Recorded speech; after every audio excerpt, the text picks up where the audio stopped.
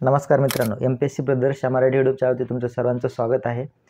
या व्हिडिओमध्ये आपण 2 फेब्रुवारी दिवशी जी होणारी कंबाईंड पूर्व परीक्षा त्या पूर्व परीक्षे संदर्भामध्ये आपण व्हिडिओ बघणार आहे किंवा करंट अफेअर्स जे पहिल्या घडामोडी आहेत, चालू घडामोडी, तर त्या चालू घडामोडींचा प्रश्नांचा आपण अभ्यास या व्हिडिओमध्ये करणार आहे। व्हिडिओ शेवटपर्यंत नक्की बघा। चॅनलवर पहिल्यांदा असं सबस्क्राइब करा। तर पहिला प्रश्न आहे, सर्व फॉर्मॅटमध्ये शतक झळकावणारा भारतातील पहिला कर्णधार कोणता? तर तो आहे रोहित शर्मा। त्यानंतर दुसरा प्रश्न, हरित हायड्रोजन धोरण जाहीर करणारे पहिले राज्य कोणते? हा प्रश्न अत्यंत इम्पॉर्टंट आहे म्हणून हा दुसऱ्यांदा आपण प्रश्न चर्चा करतोय। तर त्यानंतर पुढचा प्रश्न, भारतातील पहिले लेव्हेंडर फॉर्म कुठे आहे? तर जम्मू काश्मीर या राज्यामध्ये आहे। किंवा central bank digital currency CBDC सादर करणारी पहिली भारतीय रिटेलर कोण किंवा कुठली कंपनी आहे? तर ती कंपनी आहे रिलायन्स रिटेल। त्यानंतर आशियाई राजगिधाडांसाठी जगातील पहिले संवर्धन प्रजनन केंद्र कुठे आहे? तर ते महाराजगंज उत्तर प्रदेश राज्यामध्ये आहे। पुढचा प्रश्न, मत्स्यपालन क्षेत्रातील भारतातील पहिले अटल उष्मायन केंद्र कोची या ठिकाणी आहे, म्हणजे केरळ या राज्यामधले कोची या ठिकाणी।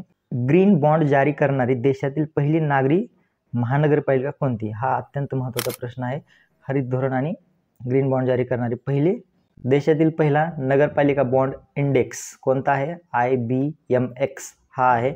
त्यानंतर मनरेगा कामगारांसाठी कल्याण निधी स्थापन करणारे पहिले राज्य कोणते? केरळ हे राज्य आहे जे की मनरेगा कामगारांसाठी कल्याण निधी स्थापन केलेला आहे त्या राज्याने। त्यानंतर देशातील पहिला संरक्षण क्षेत्राला वाहिलेला डिफेन्स फंड सुरू करणारी कंपनी कोणती? तर त्या कंपनीचं नाव आहे HDFC AMC। या कंपनीनं पहिला संरक्षण क्षेत्राला वाहिलेला डिफेन्स फंड चालू केलेले आहे त्या कंपनीनं। त्यानंतर 11वा प्रश्न, लाचलुचपत व्यवस्थापन प्रणालीसाठी ABMS प्रमाणपत्र प्राप्त करणारी भारतातील पहिली केंद्रीय सार्वजनिक क्षेत्रातील कंपनी कोणती?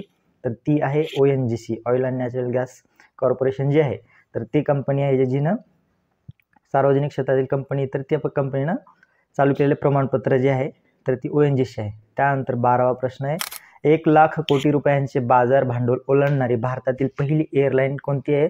तर इंटरग्लोब एव्हिएशन नावाची जी कंपनी आहे तर तिने 1 लाख कोटींचं बाजारात भांडवल ओलांडले आहे किंवा टप्पा पार केलेला आहे।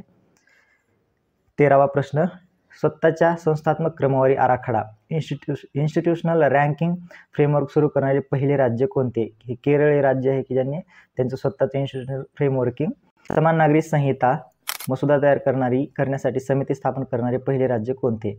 उत्तराखंड हे जे राज्य आहे या राज्याने समान नागरी कायद्यासंबंधात मसुदा स्थापन केलेला होता। त्यानंतर स्थापन केलेलं राज्य उत्तराखंड आणि समान नागरी संहितेला विरोध करणारे पहिले राज्य कोणते? तर केरळ। मसुदा स्थापन करणारे पहिले राज्य उत्तराखंड आणि विरोध करणारे पहिले राज्य म्हटलं तर केरळ, अशा पद्धतीने प्रश्न विचारला जाऊ शकतो। त्यानंतर प्रादेशिक भाषेतील निकाल देणारे पहिले राज्य किंवा पहिले उच्च न्यायालय कोणते? तर केरळ या उच्च न्यायालयाने प्रादेशिक भाषेत निकाल दिलेला आहे पहिल्यांदा। त्यानंतर देशातील पहिले पूर्णपणे ई-शासित राज्य कोणते? तर केरळ हे राज्य आहे की देशातील पहिले ई-शासित राज्य आहे, ई-गव्हर्नन्स। त्यानंतर UPI वर रुपे क्रेडिट कार्ड सपोर्ट करणारे पहिले ॲप कोणते? मोबिक्विक हे जे ॲप आहे तर UPI वर क्रेडिट कार्ड सपोर्ट करते। परत एक आरोग्य सेवा आणि जीवन विज्ञान या विषयावरील पहिले थीमॅटिक केंद्र कोठे आहे? तर तेलंगणा या ठिकाणी आहे। महाराष्ट्रातील पहिले PM मित्र पार्क कोठे आहे? हा प्रश्न अत्यंत इम्पॉर्टंट आहे। तर महाराष्ट्रातील पहिले PM मित्र पार्क अमरावती या ठिकाणी आहे। त्यानंतर स्टॉक एक्सचेंजवर सामाजिक प्रभाव बॉन्ड सूचीबद्ध करणारी बँक कोणती? नाबार्ड हा सुद्धा प्रश्न होऊ शकतो।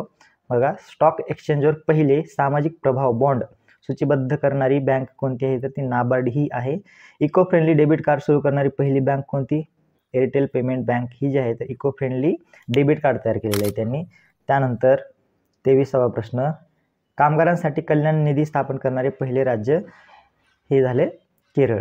केरळ या राज्याने कामगार निधी स्थापन केलेला आहे। त्यानंतर भारतातील पहिले युनेस्को साहित्य शहर कोणते जे आहे ते केरळमधले कोझिकोडे हे नावचं शहर जे आहे तर ते युनेस्कोच्या पहिले साहित्य शहर म्हणून भारतातील ओळखलं जाणार आहे कोझिकोडे, लक्षात ठेवा। तर हा व्हिडिओ आला असेल तर लाईक करा, आपल्या मित्रांना शेअर करा आणि चॅनलवर पहिल्यांदा आला असेल तर सबस्क्राईब करायला विसरू नका। MPSC ब्रदर्स या चॅनलवरती आल्याबद्दल तुमचं धन्यवाद।